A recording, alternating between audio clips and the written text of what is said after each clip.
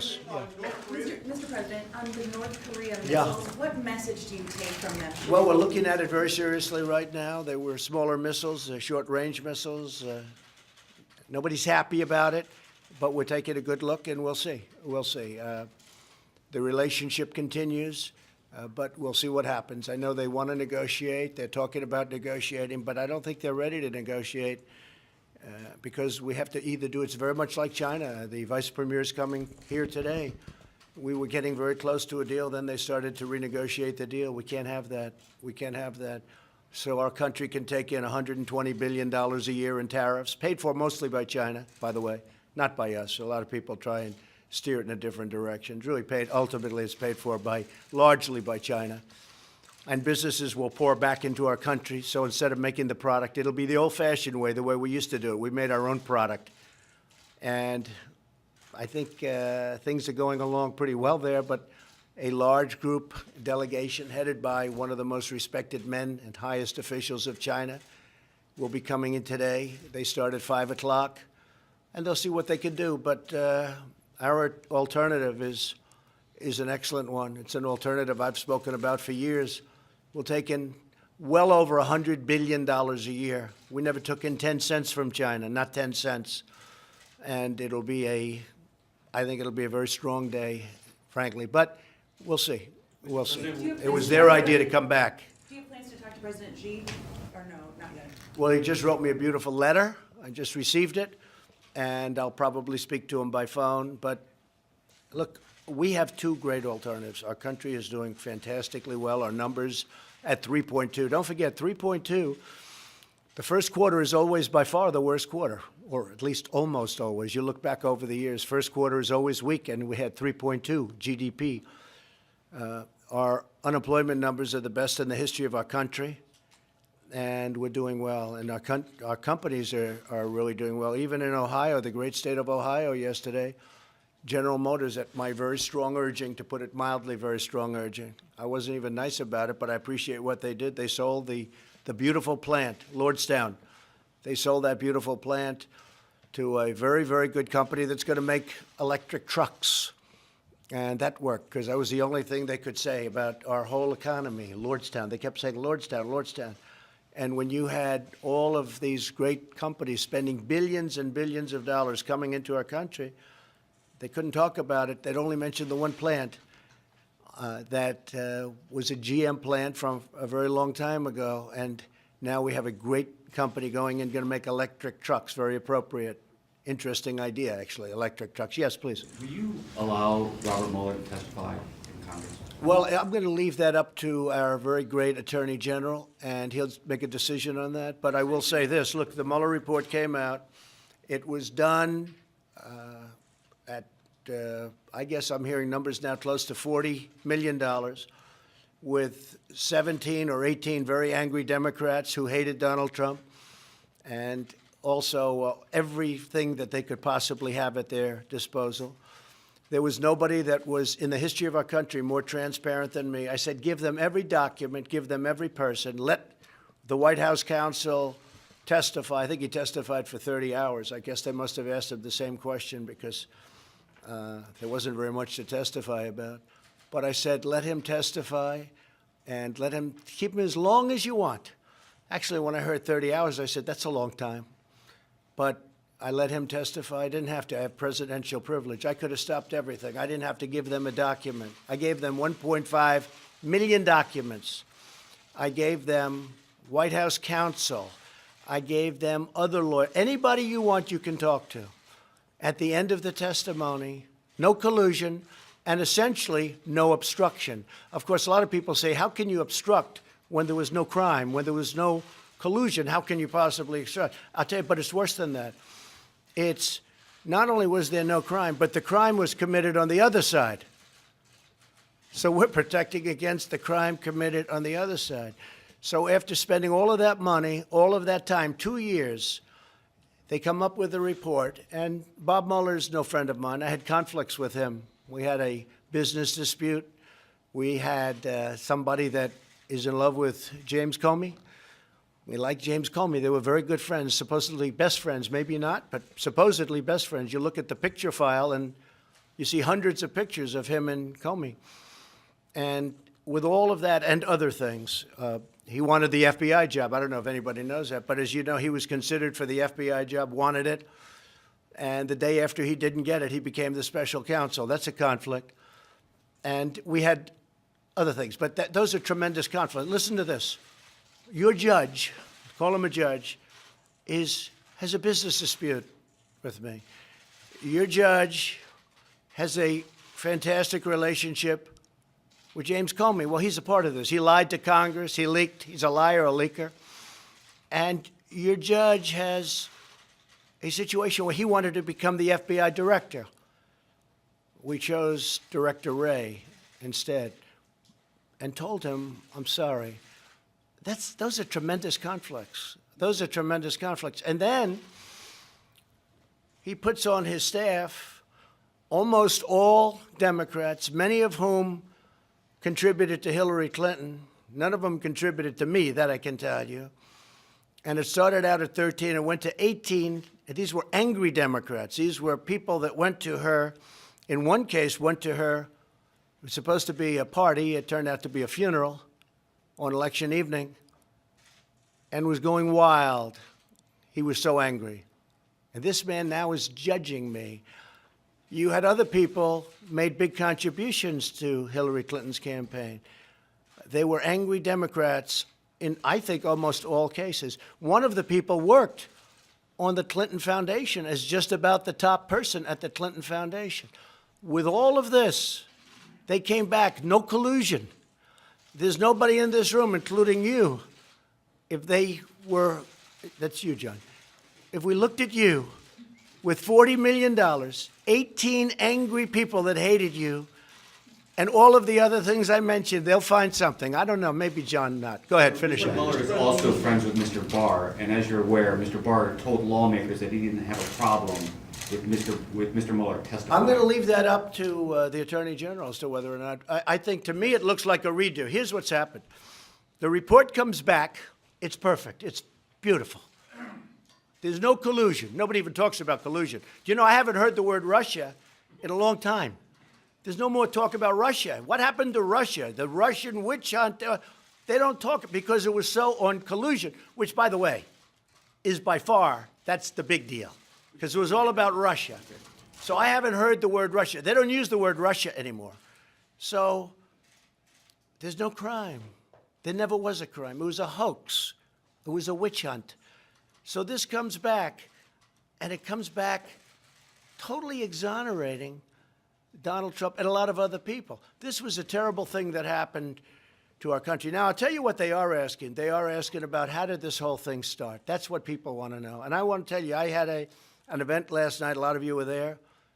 Thousands and thousands of people standing in a field. They've never seen anything like it, meaning even the press. But it's always that way. We've never had an empty seat. Thousands of people last night. You know what they want to know? How did this whole thing start? It's going to be hard for them to answer that one. Yeah, please. President, are you satisfied with the advice you received from John Bolton? Yeah, John's very good. John is he has strong views on things, but that's okay. I actually temper John, which is pretty amazing, isn't it? Nobody thought that was going to happen. I'm the one that tempers him, but that's okay. I have different sides. I mean, I have John Bolton, and I have other people that are a little more dovish than him. And ultimately, I make the decision. No, I like John. I get very good advice from John. John? Mr. President, as you saw, the Senate Intelligence Committee has subpoenaed Don Jr. That's the Republican-led Senate Intelligence Committee. What do you make of that? Well, I was very surprised. I saw Richard Burr saying there was no collusion 2 or 3 weeks ago. He went outside and somebody asked him, no, there's no collusion. We found no collusion. But I was very surprised to see my son. My son's a very good person, works very hard. The last thing he needs is Washington, D.C. He could rather not ever be involved. Remember, he said to me a long time ago when I was thinking about running, Dad, if I can help, let me know. It's not my expertise. It's not something I really like, but whatever I can do, you're my father, whatever I can do. He's now testified for 20 hours or something, a massive amount of time. The Mueller report came out. That's the Bible. The Mueller report came out. and they said he did nothing wrong. The only thing is, it's Oppo research. If he did wrong, then everybody standing with me probably, except for John and Lamar, I think Lamar is pretty, I'll tell you, did you ever do Oppo research on an opponent? I don't think so, Lamar, right?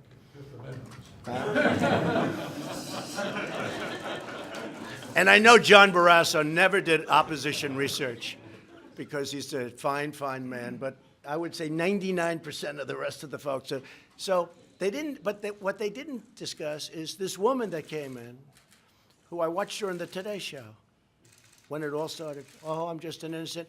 Well, nobody even knows, although the halls of Congress know her very well, because for years she's walked around all over Congress. She came in, and she left, supposedly, GPS Fusion, goes and meets for a short period of time with my son and some other people. They talked about a subject as very well, you know, advertised and put out, which is nothing. It was a nothing meeting. In fact, Jared left. He said, get me out of this meeting. This is a waste of time. She then went back to GPS Fusion. They were the ones that wrote the phony dossier. Why was she going to GPS Fusion? Why did she go back? Then I heard that Don, for a year, made 3 phone calls with an unmarked number. They called it unmarked. And this was a tremendous event because they all knew the fake news. They all know, you were fair on that, John. But they all knew that these phone calls, these tremendous phone calls, before the meeting and after the meeting, there were, I believe, 3, right? They all knew that it had to be to his father. Unmarked, it's perfect. So he reported about the meeting and then reported what happened at the meeting.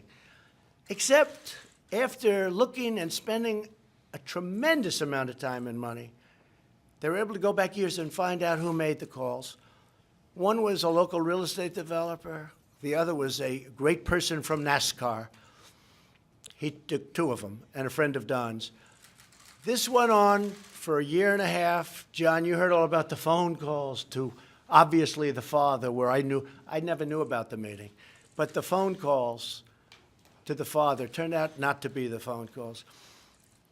My son is a good person. My son testified for hours and hours. My son was totally exonerated by Mueller, who, frankly, does not like Donald Trump, me, this Donald Trump.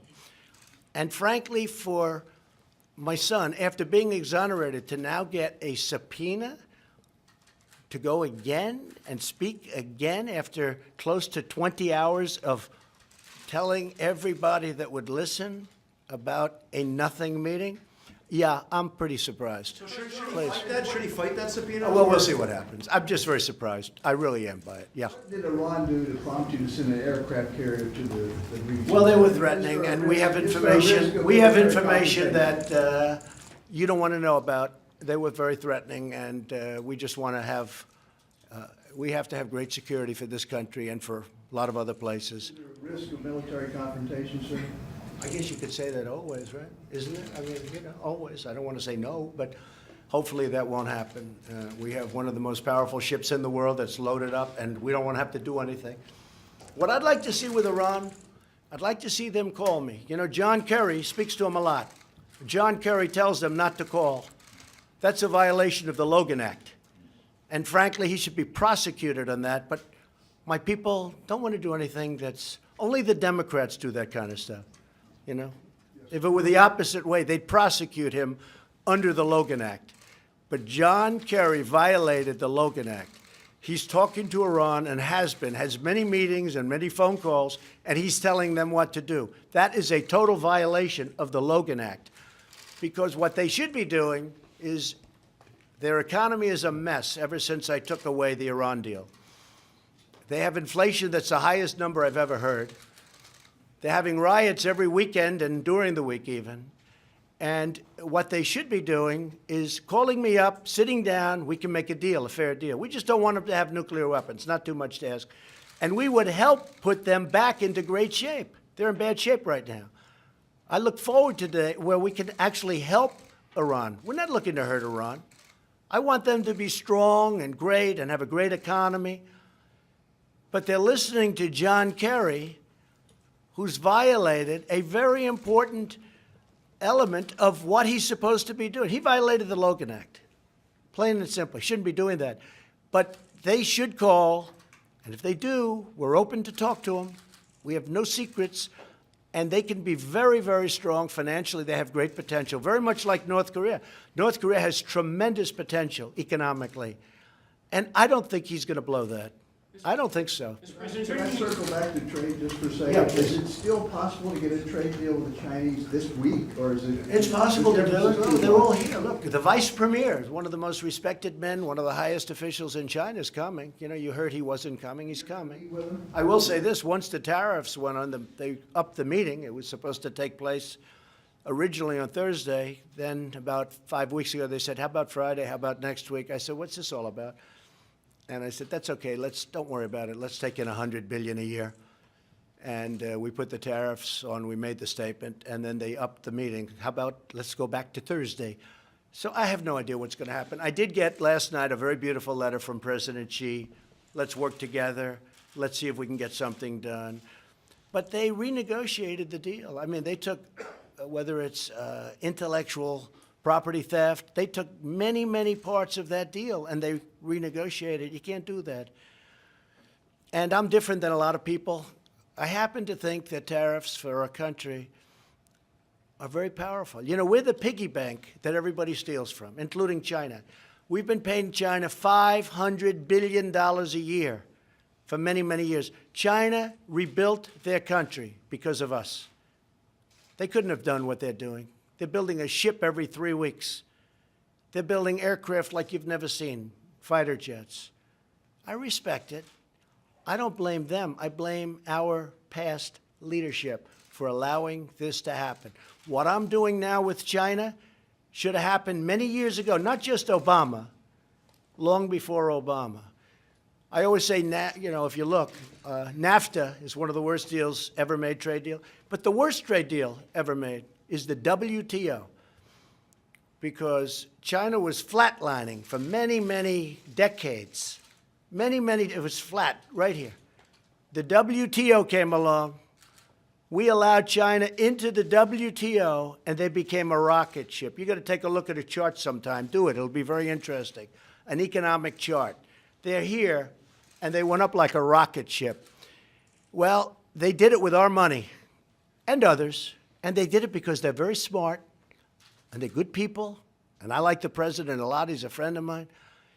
But I'm representing the USA, and he's representing China. And we're not going to be taken advantage of anymore. We're not going to pay China $500 billion a year. So we put very heavy tariffs on China as of Friday, and we put them on also 8 months ago. And when people looked at the economic numbers, they were shocked. When they look at the import-export numbers, they were shocked. They said, wow, how did they get to this point? This was very good. That was a very good report. They'd never seen that for many years. I said, try looking at all of the tariffs that China's been paying us for the last 8 months. Billions and billions of dollars. And that's only because I gave them a break. Because we were negotiating goodwill, we were negotiating, I gave them a break. And I said, let's keep it at 10% instead of 25%. So now what we're doing is we're raising it to 25% on Friday. So it'll be $250 billion at 25%, and it'll be $325 billion at 25%, and we're starting that paperwork today. So we'll see. But you know what? As president of our country, we had to do something about it. And as president of our great country, we're going to be taking in more money than we've ever taken in. And all of these countries, many of them have taken advantage of us, including our allies. They've taken advantage of us on trade. They've taken advantage of us on military. We defend all these countries for nothing or for a tiny fraction of what it costs. We take care of NATO. I'm all for NATO. I'm all for NATO. And I think it's just wonderful. But it's different than it was 25 years ago and 40 years ago. And I got NATO to put up an extra $100 billion. Ask Secretary General Stoltenberg. He's like Donald Trump's biggest fan, because spending was going down. The contributions that the 28 countries were making it was heading like a slope down, like a very steep mountain. And then I came, and it went up like China. It went up like a rocket ship, okay? But I don't like seeing people take advantage. We pay for anywhere from 70 to 100% of NATO. So we protect NATO, we protect European countries, and we protect them, and we protect them beautifully. We're the power. We're the most powerful nation, especially since we've redone our military, redoing and done all of the nuclear. You never want to use it, but you have to have it. But we've spent, and I thank Congress for this, $700 billion and then $16 billion on our military. Our military, when I came to office, was totally depleted. We now have by far the strongest military in the world. But we defend countries. When you look at our budget, so we're at $716 billion, and Russia's at $68 billion. How do you figure that? Because Russia doesn't go around defending every country in the world and not getting paid for it. And you know what? I don't mind not getting paid. If there's a country that's been horribly treated and lots of bad things are happening and they're not a rich country. But when we defend the richest countries in the world and they don't pay us for what we do, and frankly, they go back into closed meetings and they laugh at the stupidity of the United States for doing it. These are countries with nothing but cash. They could very easily, I told a story last night, I picked up $500 million with one phone call to a country, and that's just the beginning. And I've done it with many other countries anyway, but just over the last very short period of time. One phone call that lasted for a period of, I would say, 5 minutes, I picked up $500 million. Because they said, you're not taking care of us. We're taking care of you, but you're not taking care. It's not fair. So really the word is not fair. NATO doesn't treat us fairly at all, but now they're starting to pay. And if you look at Mr. Stoltenberg, he will tell you he's never seen anything like it. $100 billion, and that's a low number. They're paying $100 billion more. But how do you feel about this? Germany. You're supposed to be paying 2%. Germany's paying 1%. They say 1.3, but call it 1% because it really is closer to 1%. Germany pays to Russia billions of dollars a month for the pipeline. And yet we're supposed to be defending Germany from Russia. So Germany is giving the so-called enemy, I don't call it an enemy, I want to get along with Russia, and I want to get along with China because I'm smart. Stupid people don't want to get along because I'm smart. This witch hunt hurt us in our relationships with a lot of countries. It was a very expensive, horrible thing for our country. And by the way, should never, ever happen again to a president. 2 years I've been going through this nonsense, and now we have a good report. And now guys like Jerry Nadler, who I fought for many years, successfully I might add, back in New York in Manhattan, he was a Manhattan congressman, I beat him all the time. And I come to Washington, and now I have to beat him again. Over nothing, over a hoax. And they know it's a hoax. They're smart. Nadler's a smart guy. Schiff is a smart guy. When Schiff goes to the microphone, he's conning this whole country. And he knows that. And he goes back into a room and he talks to his friends and he laughs because that's the way life is. But our country is doing great. We're going to find out about China tonight. And I think in the end, you're going to be very impressed with the kind of things we're doing. And the reason they were so surprised with the numbers 2-3 weeks ago, not the 3.2 GDP, which everybody was surprised at, but maybe more importantly, export numbers, import numbers, because we have billions of dollars coming to our country that our country never would have seen with a regular president. This should have been done many years ago. And I told President Xi of China, and I tell Abe, who's a good friend of mine, Prime Minister of Japan, doing a great job. I tell him, I tell everybody. I say, I don't blame you. I blame the people that ran the United States, and I blame their trade representatives, and frankly, I blame our presidents, because this should have never happened. We've been losing, for years, close to 800 billion, not million. 800 million's a lot. But we've been losing $800 billion on trade. $800 billion. We're going to stop that. And we've already started. So we have a meeting tonight at 5 o'clock with the top people from China. and we'll let you know what happens. Thank you all very Someone much. at your rally last night, someone in the crowd seemed to say that. Red Sox are coming in a little while. I like the Red Sox. What do you say to those who argue that you're too divisive, and do you worry it's going to hurt your reelection? You know, it's interesting, Puerto Rico, just so you understand, we gave Puerto Rico $91 billion for the hurricane. That's the largest amount of money ever given to any state. Talking about states in Puerto Rico, a little different. $91 billion. Texas got 30. Florida got 12. Puerto Rico got $91 billion. So I think the people of Puerto Rico should really like President Trump. Now, that money was given by Congress, but they got $91 billion. Now, you remember how big the hurricane was in Texas, the largest water dump in the history of our country, they say. 3 times. It went in, went out, went in. Texas got $30 billion. Florida got actually anywhere between 9 and 12. Puerto Rico got $91 billion, and now the Democrats are trying to hold up the money from Georgia, from South Carolina, from Alabama to Florida. They're trying to hold it up. They're hurting Florida. They're holding, what they're doing to North Carolina, to Louisiana. They're trying to hold relief aid because Puerto Rico, which got $91 billion, have to love their president. They want to get Puerto Rico more money. So they're willing to sacrifice Georgia, Alabama, South Carolina, North Carolina, Florida, Louisiana, and other states. The Democrats are doing that. They are very divisive people. Thank you very much.